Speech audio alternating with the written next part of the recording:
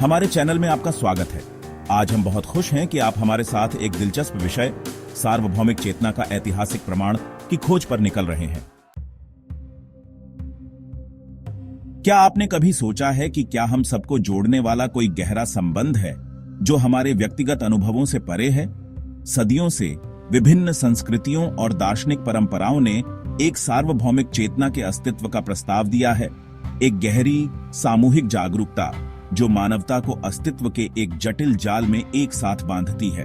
आइए अपनी यात्रा प्राचीन ग्रंथों से शुरू करते हैं जो इस अवधारणा में समृद्ध अंतर्दृष्टि प्रदान करते हैं। उदाहरण के लिए हिंदू धर्म में ब्रह्म की धारणा केंद्रीय है।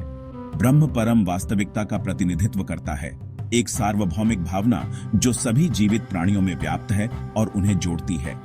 यह विचार बताता है कि हमारे विविध अनुभवों की सतह के नीचे एक विलक्षण सार है जो हम सभी को एकजुट करता है। इसी प्रकार बौद्ध धर्म में अंतर संबंध का सिद्धांत सर्वोपरि है। यह सिखाता है कि ब्रह्मांड में सब कुछ जुड़ा हुआ है और हमारे कार्य चाहे कितने भी छोटे क्यों ना हों, पूरे अस्तित्व के ताने बाने को प्रभावित करते हुए न केवल खुद को बल्कि अस्तित्व के पूरे ताने बाने को प्रभावित करते हैं।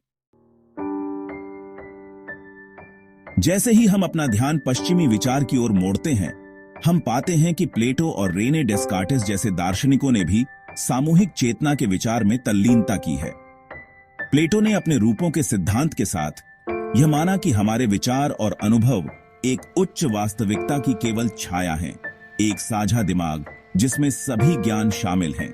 दूसरी ओर डेस्कार्टेस ने अस्तित्व और चेतना की प्रकृति का पता लगाया, यह सुझाव देते हुए कि हमारे व्यक्तिगत विचार समझ के एक बड़े परस्पर जुड़े ढांचे का हिस्सा है। ये दार्शनिक पूछताछ इस बात की गहरी समझ के लिए आधार तैयार करती है कि कैसे हमारे दिमाग एक सामूहिक अनुभव से जुड़े हो सकते हैं।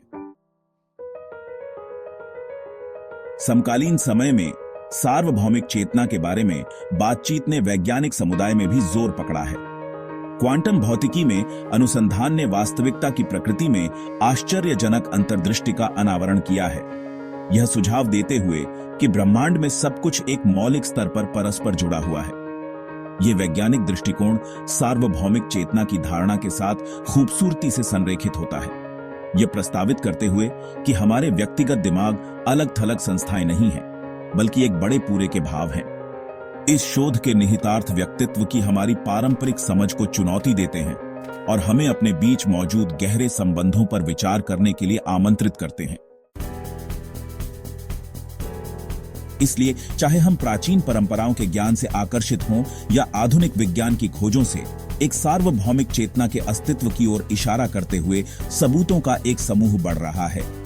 यह अवधारणा एक शक्तिशाली अनुस्मारक के रूप में कार्य करती है कि हम सब अपने से कहीं बड़ी चीज का हिस्सा है, जीवन का एक विशाल परस्पर जुड़ा हुआ ताना बाना जहां प्रत्येक धागा समग्र डिजाइन में योगदान देता है। अगर आपको यह विषय उतना ही दिलचस्प लगा जितना हमें लगा, तो हम आपको प्रोत्साहित करते हैं कि